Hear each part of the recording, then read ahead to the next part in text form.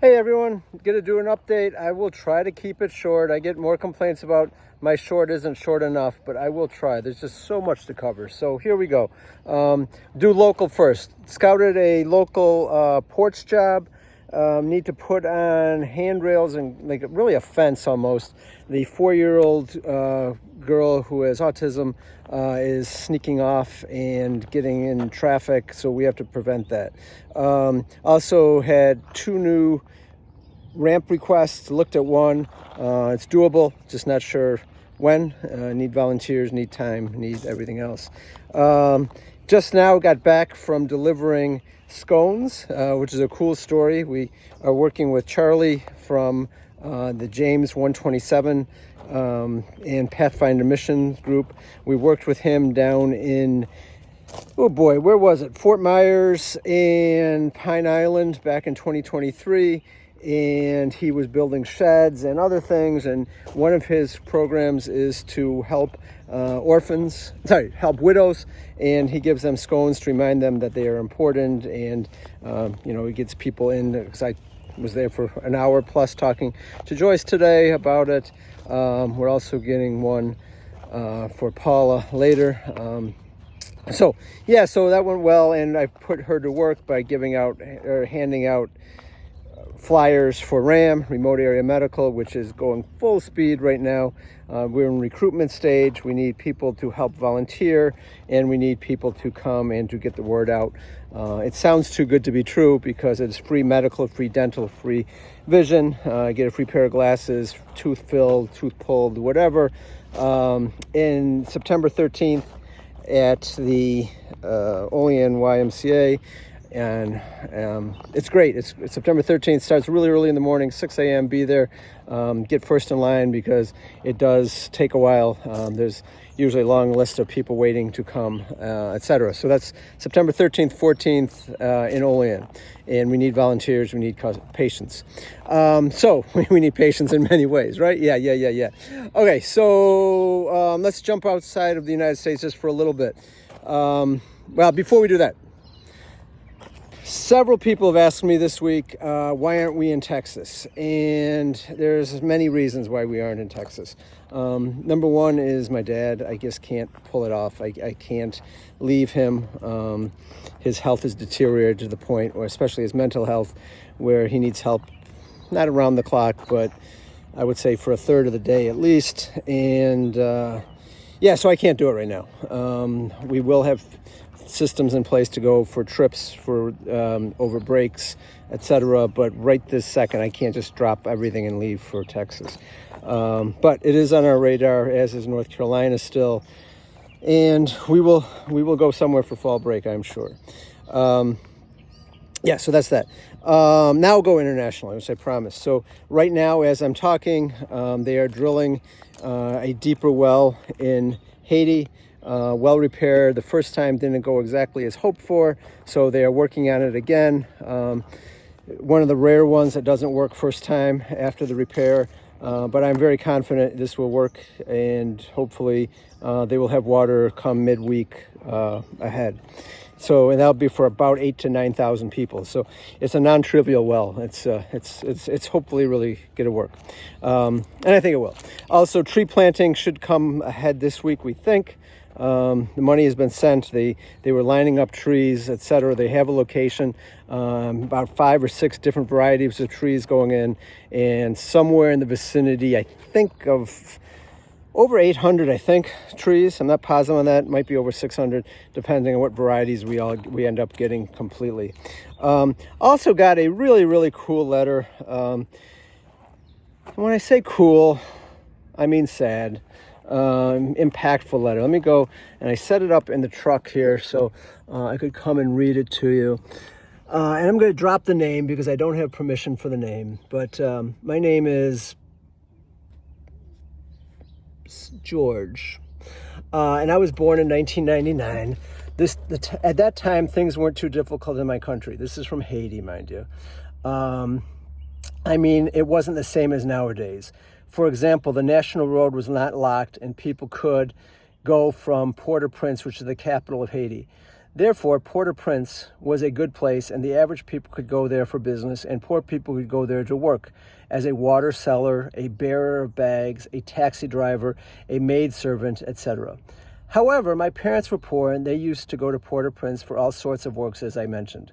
But I eventually, at my young age, I did not understand their misery and how they had suffered during their life. And then, day by day, I consciously realized the pain of my parents, and their biggest dream is to get me educated throughout all these hardships, that they gradually reached their dream. And now I'm a person they wanted me to be, but unfortunately their seed was planted in a bad lands, a land where corruption rules and most people have difficult times, and as a result become mean and often disrespectful. Sometimes I feel sorry for my parents' efforts, because they were hopeful that I could rewrite their life story, and for myself as well, as I had the same idea. But unfortunately, I got stuck in a time without knowing what to do for my parents. And I did not have that knowledge in multiple degrees, but I couldn't even, now that I have them, I couldn't even use them. But I still believe that someday I'll be able to help my parents and make them proud of me. I don't know what to say. It's just, it crushes me almost, because here we have seemingly a winning student, a student who is smart, a student who has graduated, and because the economy, because of the violence, because of the gangs, because of the corruption, because I could go on and on and on and on and on, really can't do much. And it shows that it takes a lot, and it's going to take a long time. But it ends in a hopeful message, and I think that's what we should do. It goes back to the starfish again and again and again. Better, not perfect, but we can help a few, and hopefully those few can help others, and it gets to the whole idea of positive ripples. So, so that's Haiti. Haiti scholarships is in need of money. That's probably the biggest need right now for them. I know it's not, and it's not even doubtful. It is the biggest need. If we do not increase anyone, and we stay with the same number of people that we had last year, we can get through this year, and we will be essentially out of money. So we really do need to do fundraising. Extremely important right now. We can't let this die. After what now? We started in 2011. So this will be the 14th year of it, and it is the most difficult year we've ever had at fundraising. So HaitiScholarships.org if people want to help. Or better, if you want to become, if you want to come to the board, if you want to get involved in fundraising and anything, please let me know on that. And I think there's about a 25-degree difference from when I left the sun to come into the shade. Wow, what a difference. So let's continue internationally. Haiti, we also had a request from Robinson's mom is sick. Robinson has been a long time friend, and he's needed quite a bit over the years. His son is a Haiti scholarship recipient. His mother is trying to get money for go to the hospital or go to doctors. I mean, it's just a tough situation right now in lots of places, but in particular in Haiti, where we're talking now. Let's jump to the Middle East. This week we did not have tons of good news there. It sort of mirrors what you're seeing in the national medias. Multiple reports of dangerous situations trying to get food. It's bad. It's bad. I have had multiple talks with people in Syria. We're also trying desperately to get that off the ground. Got some new contacts this week.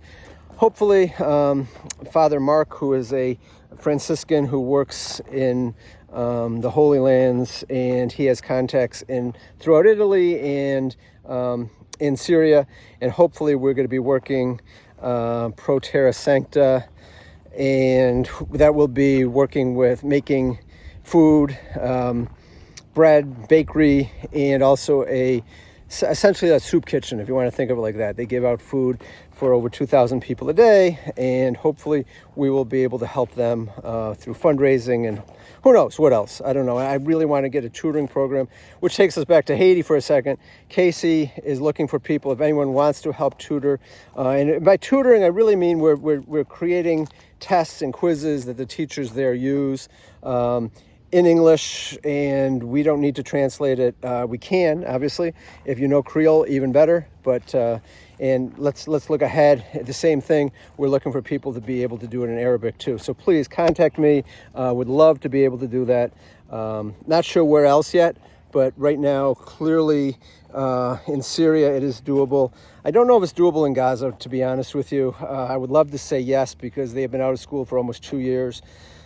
But they also don't have electricity. They also don't have a safe place to go, etc. So I'm not sure if we can do schooling. Would love to say yes, just not positive yet.